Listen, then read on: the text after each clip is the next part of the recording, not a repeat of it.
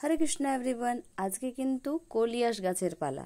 আজকে এই coleus show প্ল্যান্টগুলোকে তুলে দেওয়া হবে এখান থেকে। মিমি দেখো তুলেই দিচ্ছে এই শো প্ল্যান্টগুলো। সত্যি এখানটাতে পুরো ভরে ছিল এই কলিয়াস, আর খোলা জায়গাতে লাগানো ছিল বলে গাছের সাইজগুলো একবার দেখো। আগের ভিডিওতে তোমাদের সঙ্গে শেয়ার করেছিলাম যে কেন এই গাছগুলোকে তুলে আমি টবে বসাচ্ছি।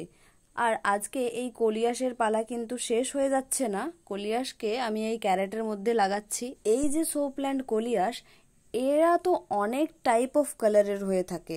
আমি চাই যে আমার কাছেও একদিন আমিও সব ধরনের কলিয়াসকে সংগ্রহ করতে পারবো।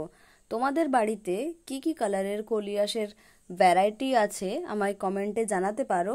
পাশের বাড়ির দিদার কাছে গ্রিন কালারের কলিয়াস প্রেজেন্ট ছিল, আমি সেটিকে চারা বানানোর জন্য দিয়েছি। এবার দেখা যাক কতটা সাকসেস হয়। সাকসেস হয়ে গেলে তাকেও একটা আলাদা জায়গায় লাগানোর আমার প্ল্যান আছে। আজকে এতটাই, দেখা হবে অন্য ভিডিওতে। হরে কৃষ্ণা।